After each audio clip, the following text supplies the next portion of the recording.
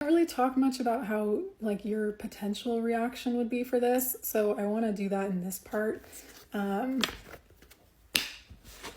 Hopefully you stuck with me. I feel like part one was pretty slow, but sometimes that happens to just kind of like weed out people that this is not for. But I want to know, like, for whatever this specifically is that this person is wanting to come forward and talk to you about, it's seeming a little less like a confession and a little more like another attempt to try and tackle something, but to actually like give you a moment, give you the space. And it seems like this person is wanting to hold that space while not letting their own emotion kind of take over in the situation. So I want to see how you're potentially going to be feeling about this.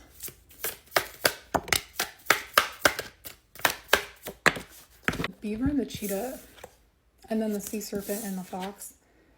To me, this is highlighting how this relationship, it's one where there's emotional healing that's taken place. So you could consider this person like a soulmate, or you could consider that like this could just be someone who you've talked about really heavy stuff with. Like you've talked about really intense like relationship dynamics, and like you guys have been very open with each other in that sense, and like having those types of discussions. And the beaver and the cheetah, I feel like there's something specifically about you at this point in time working on your inner masculine energy. So your boundaries, your ability to not let your emotions kind of rule you, your ability to be logical here, and to not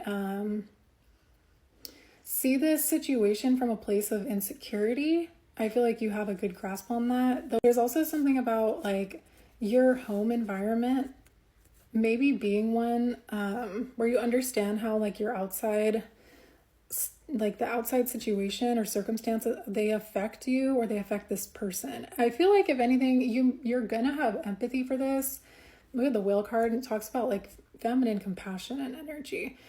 But I also feel like there's something about you not choosing that compassion for this person over your own boundaries or your ability to, I'm not saying you being defensive, but like your ability to sort of like be logical or to take in the information first before you sort of, come out swinging in response to whatever this person is going to tell you. Specifically about, I'm seeing the Fox card about a past partnership, but this card also can indicate something that they feel was sneaky, or they were like the way that they went about something was kind of deceptive.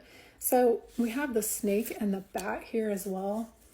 I feel like this represents like a karmic cycle ending or a karmic situation here that you have seen this person go through. But I think that it's more important to indicate that whatever happens here, it's something where I think that the patience you're extending yourself here is more important than you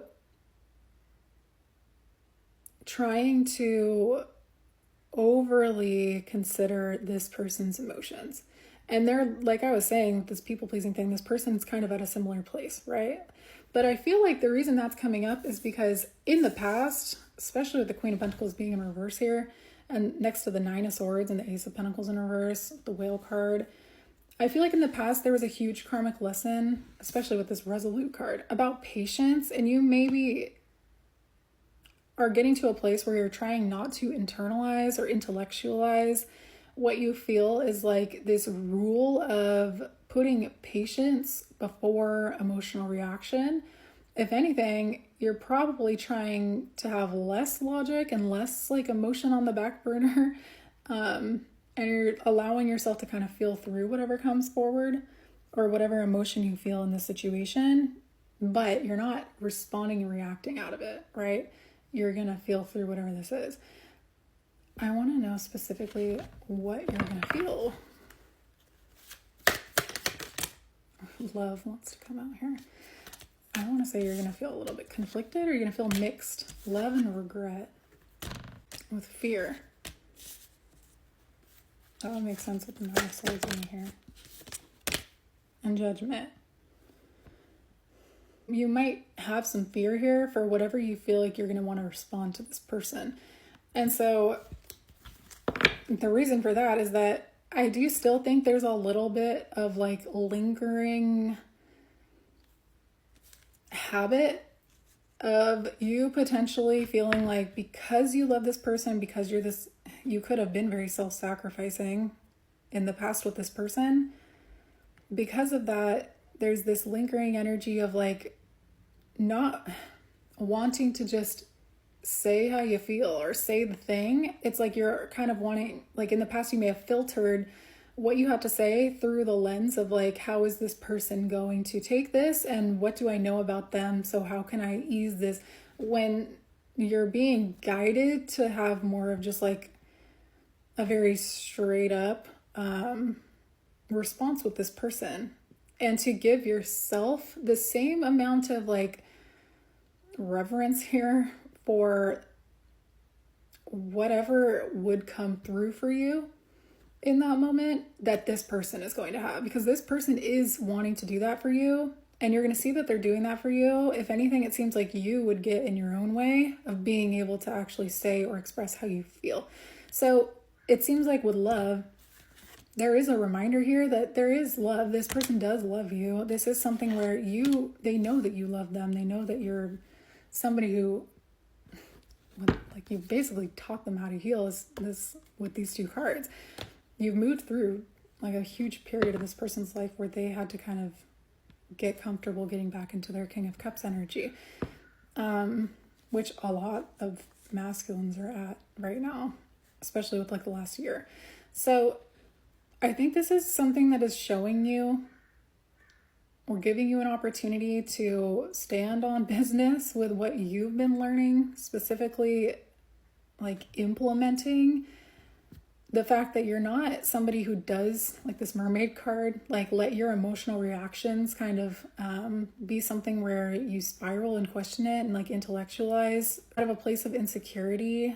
The idea that like you're not allowed to have reactions or you're not going to have things present or available for you. This person is showing up with this energy of like, no, they clearly have regrets for something here. And they're also probably scared of your judgment. So you judging yourself and how you respond to this, whatever this person says, it is something you're going to maybe like afterwards. There's going to be a lot of food for thought with imagination and service.